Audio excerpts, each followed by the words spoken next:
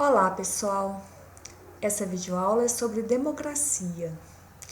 Vamos examinar criticamente o significado dessa palavra, retomando suas origens na sociedade ateniense e nas reflexões de filósofos clássicos como Platão e Aristóteles.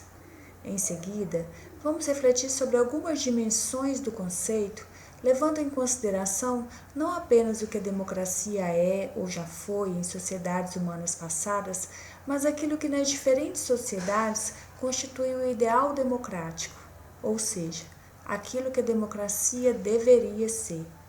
Depois vamos discutir algumas teses sobre a distorção de significados que a palavra democracia teria sofrido sob o modo de produção capitalista. E por último, vamos analisar a democracia e suas relações com as mídias de massa e principalmente com o desenvolvimento acelerado das novas tecnologias da informação e da comunicação.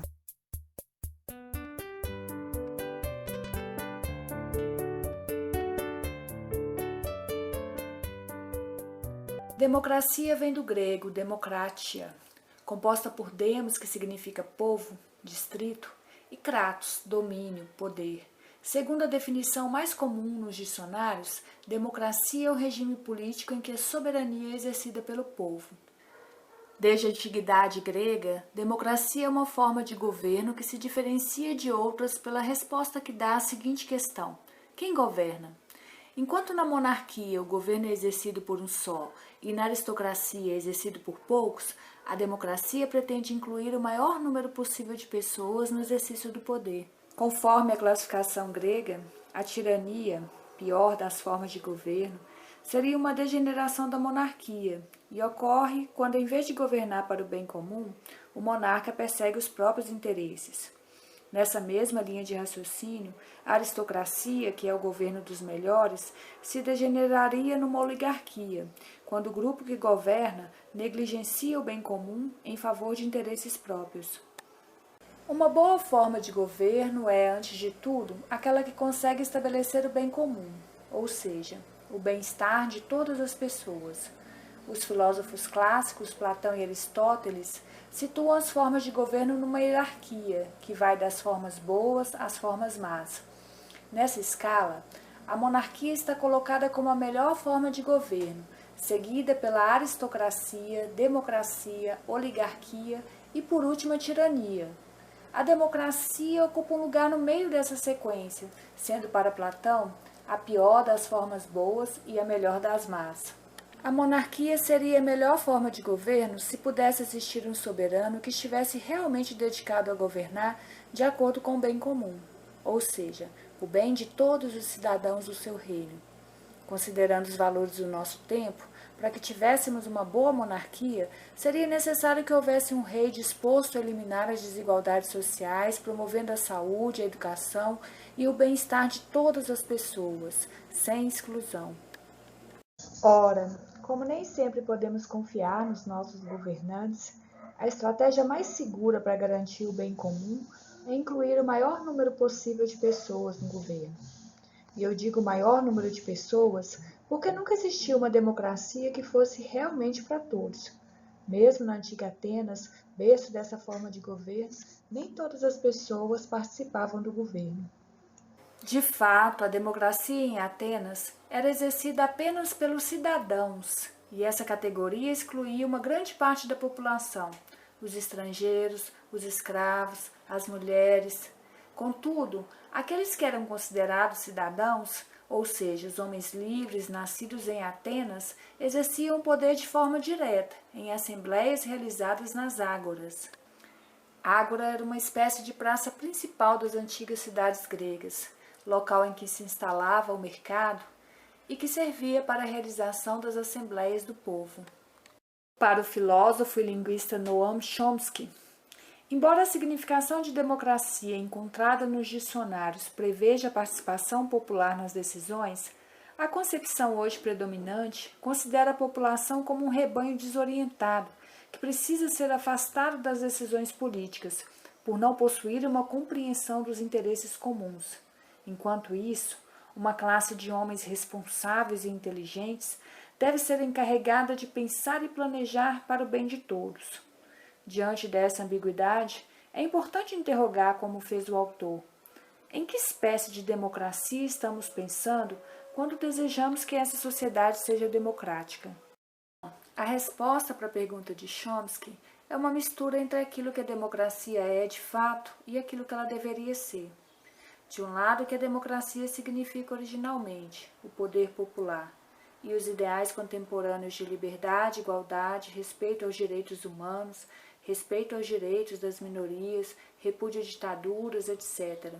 E de outro lado, o que ela se tornou na sociedade liberal, apenas a possibilidade de escolher de tempos em tempos um representante dentre aqueles que compõem a elite do poder. A democracia, apesar das distorções a que essa palavra está exposta, ou até mesmo por possibilitar essas distorções, configura-se hoje como um valor quase universal. Contudo, o sucesso desse consenso em torno da forma democrática não se fez sem a exclusão de parte essencial do seu significado, a participação popular nas decisões. Assim, hoje em dia, em vez de potência política transformadora, a democracia se torna uma categoria abstrata, um universal vazio, do qual ninguém discorda, mas que efetivamente não significa muita coisa. De acordo com a filósofa Ellen Wood, a democracia, em sua acepção literal, como poder popular, é incompatível com o sistema capitalista. Muitos dos regimes que consideramos democráticos atualmente podem ser denominados oligárquicos. Isso porque nas sociedades contemporâneas existe uma separação cada vez maior entre uma elite que decide em função dos próprios interesses e a grande maioria da população que arca com as consequências dessas decisões. Voltando à Grécia Antiga, Wood destaca que na sociedade ateniense, aqueles que tomavam as decisões na ágora eram os primeiros a serem afetados por essas decisões. Se decidissem por uma guerra, por exemplo, os cidadãos atenienses, aqueles mesmos que haviam voltado à guerra, seriam os primeiros a pegarem armas. Ou, se decidissem por um novo imposto, eles também teriam que pagar. Mas a partir do capitalismo, quando o capital assume o controle sobre o trabalho, os direitos políticos recém-conquistados, como o direito ao voto, por exemplo, perdem a sua eficácia. Isso porque a esfera política não comporta mais as questões econômicas, que agora estão sob o comando do capital. Dessa forma, a democracia é reduzida ao seu aspecto formal. As pessoas podem exercer direitos políticos, mas esses direitos não têm mais qualquer efeito no âmbito econômico. Apoiando-se nas ideias de Wood, Simeão Sass, professor da UFMG, elenca 3 aspectos da separação entre o político e o econômico que redefinem a democracia na contemporaneidade. O primeiro deles diz respeito à responsabilidade sobre as decisões governamentais. Enquanto na democracia ateniense os cidadãos sofriam diretamente as consequências das decisões que tomavam, nas sociedades democráticas atuais, ninguém é responsabilizado por uma decisão governamental que prejudica a população. O segundo aspecto que redefine a democracia na contemporaneidade diz respeito aos interesses defendidos. Se na democracia ateniense havia preocupação com o conjunto da sociedade, considerada como um todo orgânico, hoje as decisões são tomadas com o intuito de favorecer os detentores do poder econômico. O terceiro aspecto da separação entre o econômico e o político é a forma representativa da participação. Embora o voto universal esteja se tornando uma realidade, as decisões que impactam diretamente a vida da grande maioria da população é tomada sem qualquer consulta popular. Nas sociedades liberais, afirma Sass, a democracia passou a ser o jogo do poder exercido na forma de representação indireta. Tal jogo de poder cria o que Chomsky chama de democracia de espectadores. Enquanto uma pequena elite política toma decisões segundo os interesses dos que detêm o poder econômico, que é na verdade quem financia as campanhas eleitorais, a grande maioria da população se distrai diante da televisão, assistindo a jogos de futebol, séries cômicas, telenovelas ou filmes violentos. De acordo com Chomsky, a existência de canais de informação acessíveis e livres é condição indispensável para que o povo possa participar de maneira significativa da condução de seus assuntos pessoais. Contudo, na concepção predominante de democracia, aquela que considera que o povo deve ser impedido de conduzir os seus assuntos, os canais de comunicação estão estreita e rigidamente controlados. Nessa concepção distorcida de democracia, além de manter as pessoas atomizadas, segregadas e isoladas, faz-se necessário convencer a população de que algumas pessoas têm o poder de verdade e que, assim, são elas que devem tomar as decisões, e não a grande massa de simplórios e ingênuos que compõe a maioria do povo. O principal instrumento utilizado para esse convencimento são os meios de comunicação de massa. Segundo a tese de Chomsky, a presença maciça dos meios de comunicação tem sido utilizada, sobretudo a partir dos anos 70, para manipular a opinião pública, tornando-a favorável a questões que interessam ao governo. Motivadas por interesses econômicos, as grandes agências de comunicação, emissoras de rádio, televisão, editoras de jornais e revistas, se aliam aos governos e aos grandes empresários, produzindo e divulgando conteúdos que reforçam a dominação. Contudo, hoje em dia, a discussão sobre as implicações políticas dos meios de comunicação ganha uma nova dimensão com o advento das novas mídias sociais. Isso porque, em tese, qualquer pessoa que possua um celular ou um computador conectado à internet pode produzir e compartilhar conteúdos, concorrendo com as instituições de comunicação tradicionais. Nesse sentido, as novas tecnologias representam uma possibilidade enriquecedora das interações sociais. Porém, esse rico potencial não é suficiente para democratizar a disseminação de informações relevantes para a sociedade.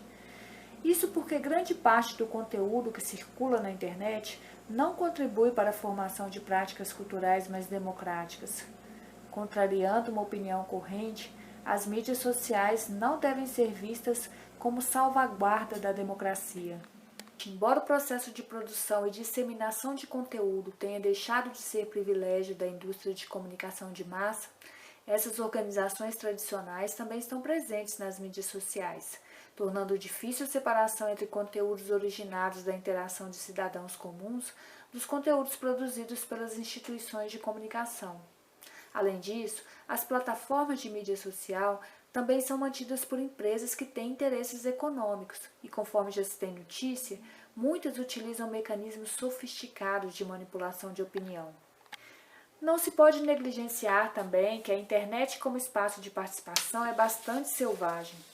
Nesse espaço, coexistem discursos em favor de regimes totalitários como o nazismo, o fascismo e a ditadura militar, bem como uma profusão de discursos racistas, homofóbicos, machistas, etc., ao lado de informações importantes e opiniões críticas. Além disso, o grande número de notícias falsas e mensagens sem autoria ou com autoria questionável afunda os usuários no mar de informações incertas que podem levar à apatia ou ao pânico. Entre os efeitos negativos das novas mídias sociais estão também os perigos relacionados à exposição da privacidade ou ao roubo de dados. Apesar disso, essas novas mídias podem representar uma possibilidade importante na construção de uma cultura democrática. Isso porque, ao contrário do que acontece com os meios de comunicação tradicionais, as pessoas que consomem as informações podem também ocupar um papel ativo na produção e disseminação de conteúdos, questionando as instituições tradicionais e desvelando seus interesses. Nesse sentido, a educação tem um papel imprescindível de preparar as novas gerações para se inserirem no mundo digital de forma esclarecida, cuidadosa, crítica e ativa.